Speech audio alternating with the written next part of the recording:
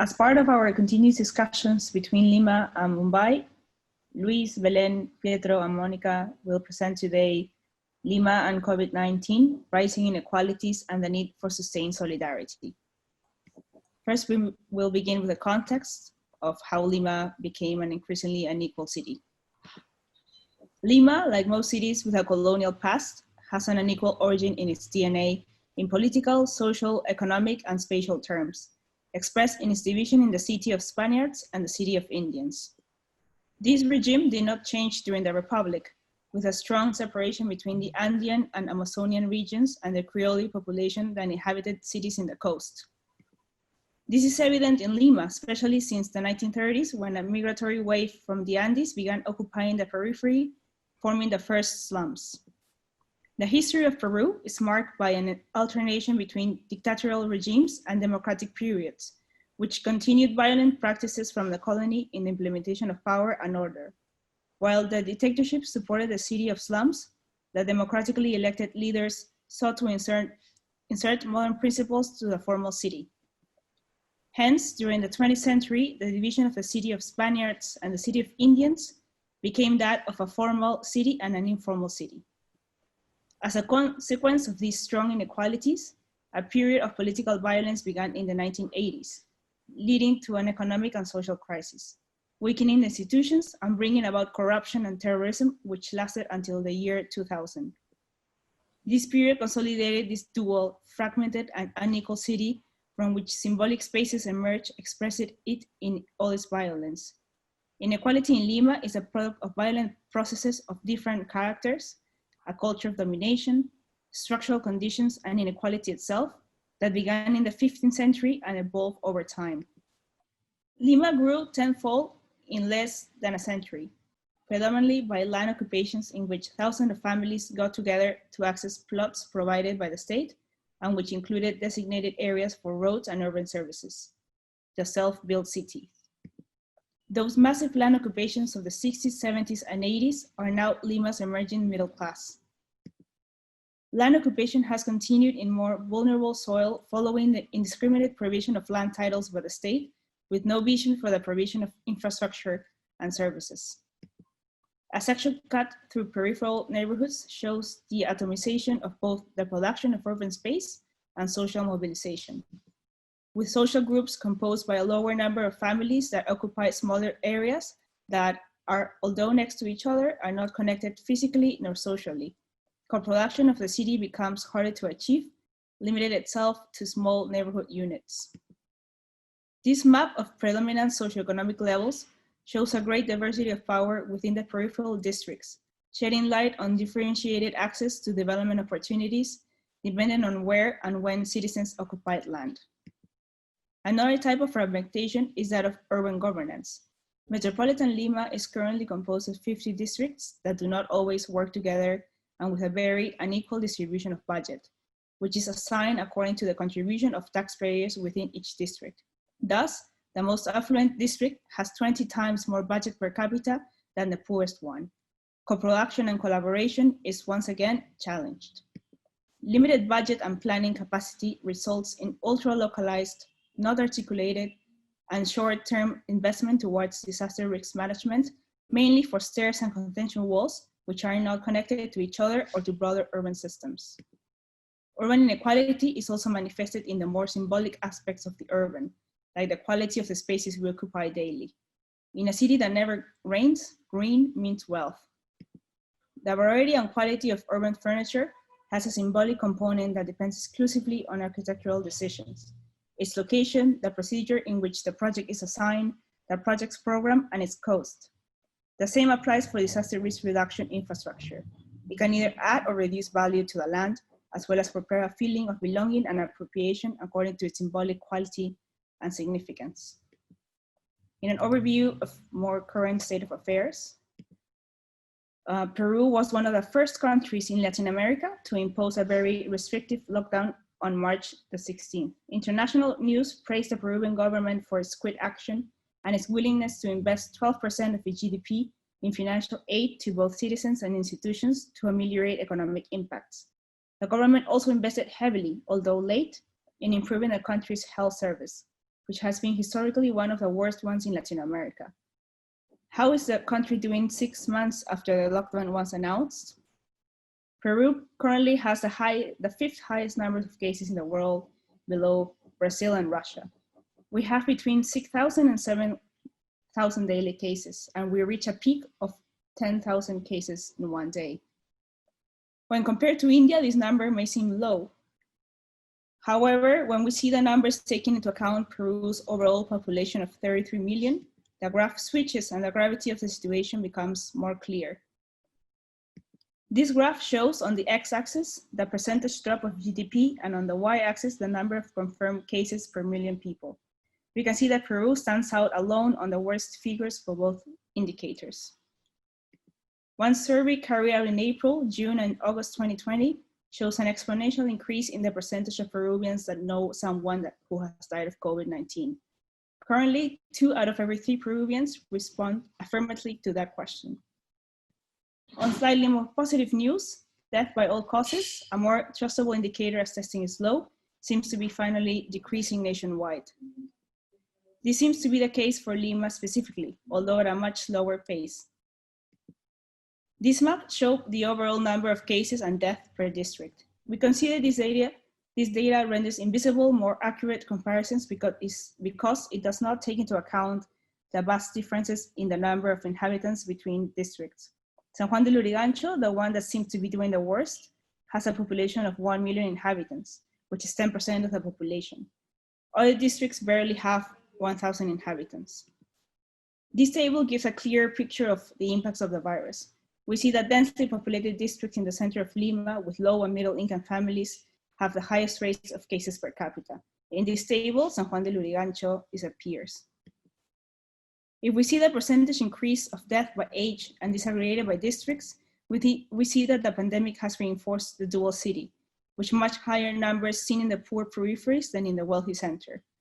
Although we are all biologically equally vulnerable to the virus, our ability to cope and protect ourselves from it is substantially different, as it depends on our socioeconomic situation. Staying in our homes is a privilege that only a few can afford. The lack of water and sanitation, unacceptable living conditions, and the necessity to venture outside to work to bring food to the table become health hazards coupled with no access to health services in a collapsed system. The pandemic in Peru has reminded us all the inequalities ingrained in our daily lives. Impact of virus. Quantitative and qualitative details of these impacts. In the beginning of the pandemic, the government didn't have a universal database in the national health system. During the lockdown, this information continues to be systematized and unified into a unique platform. The difference between the official count of death by COVID-19 and other causes is 1 to 3. The government should adjust its methodology and indicators.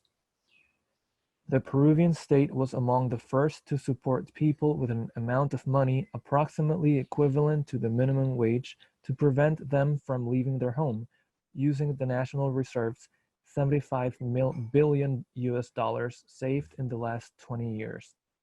However, the lack of information systems and the informality of the majority of the population caused the largest accumulation of people in the streets. Program aimed to the Peruvian economic system to remain and include provide liquidity to companies affected by COVID-19 paralysis, guarantee the loans in local currency, select activities like cargo and good transportations, maritime, railway, warehouse, etc. The role of existing housing, infrastructure, and governance realities affected by this impact. 72% of families do not have their own household. There is a national deficit of 1,800,000 houses. According to a 2016 study by the Ministry of Housing and Construction, there is a 612,464 deficit of housing in metropolitan Lima. The quantitative deficit being 251,000 and the qualitative deficit being 360,000. Quality and price of the housing. 72% of families in Peru do not have a roof to live under or live in poor quality homes in deplorable conditions. On the other hand, the price of homes in Lima continue to grow, so it is becoming much more difficult to access housing. With a mandatory quarantine, many families have to spend their day in overcrowded dwellings, which generates many cases of both psychological and physical violence between family members. 1.5 million inhabitants do not have access to drinking water or sewerage. A simple action like washing your hands becomes a privilege few have access to. 47.5% of Peruvian families do not have a refrigerator at home. This forces housekeepers to buy food on a daily basis and expose themselves in crowded food markets. Thus, assistance to food markets in the poorest areas has not decreased. 14 hospitals throughout Peru are unfinished due to alleged acts of corruption and decisions without technical support. 1.9 billion soles were spent on hospital projects that today cannot be used to face the pandemic. Differentiation of impact within vulnerable populations. Lockdown and the stop of economic activities force people to leave urban cities and travel back to their towns, returning to the agricultural jobs. To avoid crowds in the streets, the government decided men and women should go out every other day of the week, respectively. This caused more problems. 30% of homes didn't have refrigerators. Men were less used to domestic purchase, so women days would show overly crowded markets. So the state did not consider social behavior and machismo in our society for this decision. State and civil society responses. Several economic and social issues rose to the surface amidst the COVID-19 pandemic, once again revealing our weak institutions. The government, civil society, and church, and other organizations all play a role in putting out the fire. Regarding transportation, the municipality of Lima has promised more than 150 kilometers of new emergency bike lanes as a transportation alternative that helps maintain social distance. According to a study, 40% of Lima citizens are willing to ride a bike as a transport vehicle. Highly populated districts of Lima, such as San Juan de Lurigancho, are among the last ones to obtain a bike, though. Regarding food security, soup kitchens are a response for the social inequalities that are most visible within the sector of the population who struggle to access food. Communal participation, especially among women, has reinforced meal centers to feed dozens of families in the periphery. This self-managed local response relies on mutual support and donations from neighbors. Hot meals are cooked and distributed in these communal pots, established in centers or out in the open. Spanish newspaper El País has stated that organized solidarity within the communal pots and soup kitchens are challenging the economic collapse in Peru with an almost absent state. The Metropolitan Municipality of Lima has initiated a campaign to adopt a communal pot. With a geo-referencing system, anyone can locate and donate vulnerable families without food security until they're self-sufficient. Food markets have shown to be a primary focus point for virus spreading. As a result, the Ministry of Agriculture has started a program of traveling markets, following the hashtag "from the field to the cooking pot." These temporary markets are installed in public spaces, such as plazas, sports fields, outdoor concert halls, streets, etc. They are located all throughout the city and are meant to be within walking distance, thus decentralizing major food markets. Regarding the healthcare system, oxygen supply has been scarce in multiple Peruvian cities. Hospitals have limited equipment and beds, and only a few have ICU to attend patients. As a result, in the Amazonian city of Iquitos, the Apostolic Vicariate has organized a solidarity campaign to raise money. In just a few weeks of donations, a new oxygen plant now provides oxygen to public health facilities. Lima 2019 Pan American Games, one of the major sporting events of Peru, led to the construction of Athletes Village, a housing complex with 7 towers and 1,700 units. Now, a year later, the village is currently used as a temporary treatment and assistance center for COVID-19 patients. It also houses the medical staff. The municipality of Lima and Lima's Public Charity Board have inaugurated a homeless shelter, Home of All. This way, 122 abandoned and neglected homeless people have found a place to endure the pandemic. Lima's 18th century bullfight arena has been transformed to become the shelter for the elderly and the disabled. Regarding education, distance education for both public and private schools has been a challenge throughout lockdown. The Ministry of Education launched the virtual platform Learning from Home that broadcasts school subjects on TV and radio as an alternative to the traditional classroom instruction. This program benefits more than 5 million school student children, primarily in rural areas, as well as adults who never finish school. Broadcasted virtual classes are also given in 10 of 48 indigenous languages, and also sign language. Summing up some conclusions, we would like to go over the main points in the presentation. Well, regarding solidarity and care, we see that spontaneous actions show that there's already existing capacities that are currently not integrated in policy and planning. And that represents a loss of opportunity for truly transformative actions and cooperations between the citizens and the government. And our question remains of how to sustain these actions over time, how to scale them up, and how to provide better responses. In terms of structural problems that COVID-19 has evidenced, we ask ourselves what has changed and what remains the same. In terms of health, we have improved our system and our capacity to respond, only to a limited degree.